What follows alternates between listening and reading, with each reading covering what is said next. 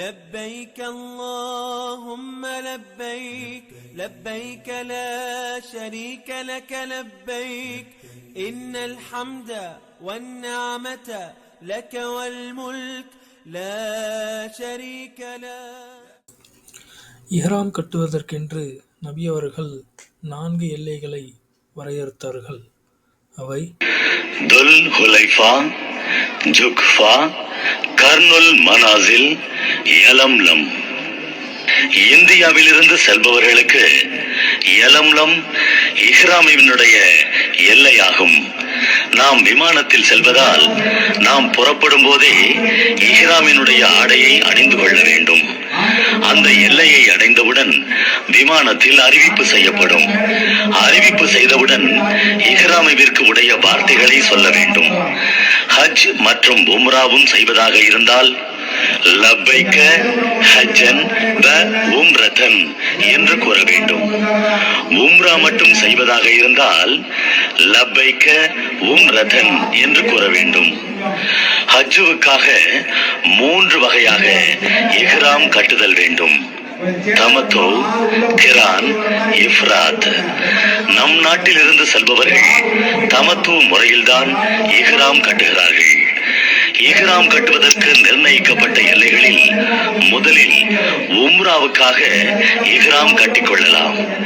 இவ்வாறு இஹ்ராம் கட்டியவர்கள் மக்கா சென்று உம்ராவை நிறைவேற்றிவிட்டு இஹ்ராமிலிருந்து விடுபட வேண்டும். இஹ்ராம் இல்லாமல் அவர்கள் மக்காவிலேயே தங்கி இருக்க வேண்டும். துல்ஹஜ் மாதம் 8ஆம் நாள் அன்று மீண்டும் ஒரு தடவை ஹஜ்ஜுக்காக இஹ்ராம் கட்ட வேண்டும். அதன் பிறகு ஹஜ்ஜுடைய கிரியைகளை நிறைவேற்றி முடிக்க வேண்டும். இதற்கு தமத்து என்று கூறப்படுகின்றது.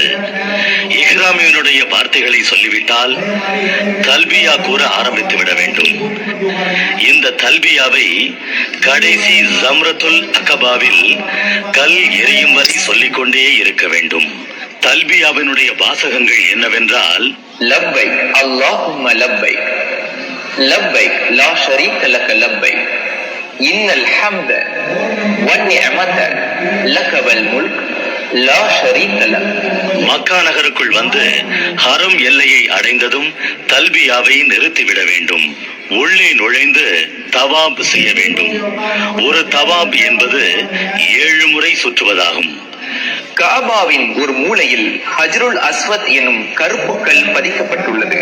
தவாப் செய்யும் போது ஹஜ்ருல் அஸ்வத் அமைந்துள்ள மூலையிலிருந்து துவக்க வேண்டும். துவங்குவதற்கு முன் அந்த கல் தொட்டு முத்தமிட வேண்டும், அல்லது தொட்டு முத்தமிடுவதை போல் சைகை செய்ய வேண்டும். அல்லாஹு அக்பர் என்று கூறி ஆரம்பம் செய்ய வேண்டும். ஒவ்வொரு முறை இந்த இடத்திற்கு வரும்போதும் இதுபோன்று செய்ய வேண்டும். தவாப் செய்யக்கூடிய நேரத்தில் ஹிஜ்ர் என்ற அரைவட்டத்தையும் சேர்த்து சுத்த வேண்டும். ருக்னுல் யமானி என்ற மூலையையும் தொட்டு முத்தமிடுவது நபி வழியாகும். ருக்னுல் யமானிக்கும் ஹஜருல் அஸ்வத்துக்கும் இடையே ரப்பனா ஆத்தினா ஃபித் துன்யா ஹஸனதன் வ ஃபில் ஆখিরাতি ஹஸனதன் வ கினா அஸாபன் நார் என்று கூற வேண்டும். தவாப் செய்து முடித்தவுடன் மகாமே இப்ராஹிம் என்ற இடத்தில் 2 ரக்அத் தொழுவது அவசியம். லட்சக்கணக்கான மக்கள் கூடும்போது அந்த இடத்தில் தொழுவது அனைவருக்கும் சாத்தியமாகாது. அவ்வாறு சாத்தியப்படாவிட்டால் காபாவின் எந்த திசையில் வேண்டுமானாலும் தொழலாம். அடுத்து சஃபா மர்வா எனும் குன்றுகளுக்கிடையே ஓடுவது. சஃபா என்ற மலை அருகில் நின்று கொண்டு இன்ன சஃபா வல் மர்வத மின் ஷஆஇரில்லாஹ் என்று கூற வேண்டும். அதன் பிறகு சஃபாவில் நின்று காபாவை முன்னோக்கி லா இலாஹ இல்லல்லாஹு வஹ்தஹு லா ஷரீக லஹ் லஹுல் முல்க் வ லஹுல் ஹம்த் வ ஹுவ அலா குல்லி ஷைஇன் கதீர் லா இலாஹ இல்லல்லாஹு வஹ்தஹு அன்ஜஸ வஅதா வ நஸர அப்தா வ ஹஸமல் அஹ்ஸாப வஹ்தா என்று 3 முறை கூறி அவற்றிற்கிடையே துஆ செய்ய வேண்டும். பிறகு சஃபாவிலிருந்து இறங்கி மர்வாவை நோக்கி செல்ல வேண்டும். சஃபாவிற்கும் மர்வாவிற்கும் இடையில் சமதள பரப்பில் ஓட வேண்டும். இதற்கு அடையாளமாக பச்சை நிற லைட் வைத்துள்ளனர். அந்த 2 லைட்டிற்கும் இடையில் ஓட வேண்டும். மீதி இடங்களில் நடந்து செல்ல வேண்டும். மர்வாவை அடைந்ததும் கிப்லாவை நோக்கி சஃபாவில் செய்தது போன்றே மேற்குறிப்பிட்ட வாக்கியத்தை 3 தடவை கூறி அவற்றுக்கிடையே துவா செய்து பிறகு அங்கிருந்து சஃபாவை நோக்கி திரும்ப வேண்டும். சஃபாவிலிருந்து மர்வாவிற்கு செல்வது 1 ஆகும். மர்வாவிலிருந்து சஃபாவிற்கு செல்வது 2 ஆகும். இவ்வாறு 7 தடவை சஃபா மர்வாவிற்கு மத்தியில் ஓட வேண்டும். சஃபாவில் துவங்கி மர்வாவில் முடிக்க வேண்டும். மேற்கூறப்பட்டவாறு தவாஃப் மற்றும் சயி ஆகியவற்றை நிறைவேற்றிவிட்டால் உம்ரா நிறைவேறிவிடுகின்றது. பிறகு ஆண்கள் தலையை மழிக்க வேண்டும். அதுவே சிறந்ததாகும். கத்தரித்தும் கொள்ளலாம். பெண்கள் சிறிதளவு தலைமுடியை கத்தரித்துக் கொள்ள வேண்டும். இதன் மூலம் உம்ரா முடிவுக்கு வருகின்றது. துல்ஹஜ் பிறை 8 பகலில் லுகர், அசர் ஆகிய தொழுகைகளையும் 9ஆம் இரவில் மகரிப், இஷா, காலை ஃபஜ்ர் ஆகிய தொழுகைகளையும் மினாவில் நிறைவேற்ற வேண்டும். அடுத்து அரஃபா. 9ஆம் நாள் சூரியன் உதயமானதும் மினாவிலிருந்து அரஃபாவை நோக்கி செல்ல வேண்டும். செல்லும் வழியில் தக்பீரும் தல்பியாவும் கூற வேண்டும். அரஃபாவில் பிறை 9 பகல் லுகரையும் அசரையும் ஜம்பு செய்து சேர்த்து தொழ வேண்டும். அதற்கு முன் நிகழ்த்தப்படும் குத்பா உரையை செவிதாழ்த்தி கேட்க வேண்டும். இந்த உரை நிகழ்த்தப்படக்கூடிய நேரத்தில் அரஃபா எல்லைக்குள் இருக்க வேண்டும். அப்படி இல்லாவிட்டால் ஹஜ் செய்தவராக ஆக மாட்டீர்கள். அடுத்து முஸ்தலிஃபா. சூரியன் மறைந்ததும் பிறை 10 இரவில் முஸ்தலிஃபாவுக்கு சென்று அங்கு ஒரு பாங்கு, 2 இக்காமத்து கூறி மகரிப், இஷாவை ஜம்மு செய்து தொழ வேண்டும். ஃபஜ்ர் நேரம் வரை தங்க வேண்டும்.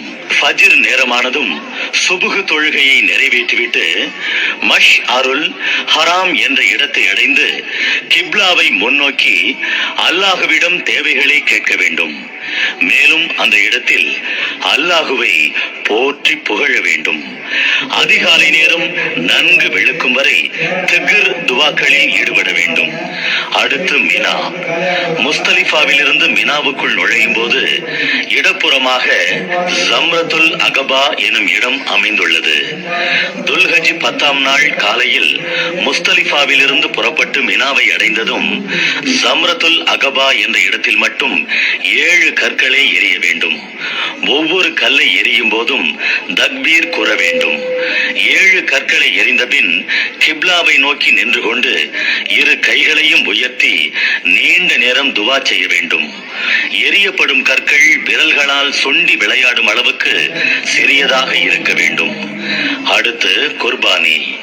10ஆம் நாள் அன்று ஜம்ரத்துல் அகபாவில் கல்லெறிந்ததும் ஆடு, மாடு, ஒட்டகம் ஆகியவற்றில் எதையேனும் குர்பானி கொடுக்க வேண்டும். பெண்கள் தலைமுடி சடையின் நுனியை கத்தரிக்க வேண்டும். ஆண்கள் தலையை மழித்தல் சிறந்தது. அடுத்து மக்கா. தலையை மழித்தபின் மக்காவுக்கு புறப்பட்டு மீண்டும் தவாப் அல் இஃபாலா எனும் தவாப் செய்ய வேண்டும். இது தவாப் ஜியாரா எனவும் கூறப்படுகிறது. இதில் 7 சுற்றுகளிலும் நடந்துதான் செல்ல வேண்டும். சுற்றியதும் மகாமு இப்ராஹிமில் 2 ரக்அத் தொழ வேண்டும். சஃபா மர்வாவில் சயி செய்ய வேண்டும். இப்போதுதான் முழுமையாக இஹ்ராமிலிருந்து ஒருவர் விடுபடுகிறார். இஹ்ராம் காரணமாக அவருக்கு தடுக்கப்பட்ட யாவும் இப்போது முதல் ஹலால் ஆகின்றது. அடுத்து மினா. பிறகு மினாவுக்கு திரும்பி அங்கு பிறை 11ஆம் இரவில் தங்க வேண்டும்.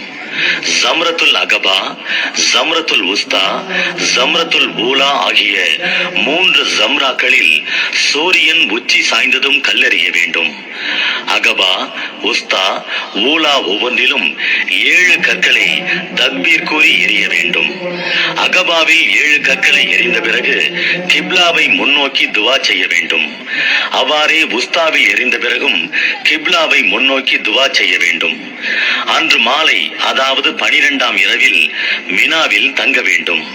12ஆம் நாள் பகல் முந்தைய நாள் எரிந்தது போன்று உச்சி சாய்ந்ததும் 3 ஜம்ராக்களிலும் கல்லெறிய வேண்டும்.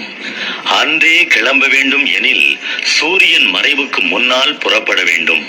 13ஆம் நாள் புறப்பட வேண்டும் எனில் இரவில் மினாவில் தங்க வேண்டும். 13ஆம் நாள் பகல் ஏற்கனவே 2 நாள்கள் எரிந்தது போன்று உச்சி சாய்ந்ததும் 3 ஜம்ராக்களிலும் கல்லெறிய வேண்டும்.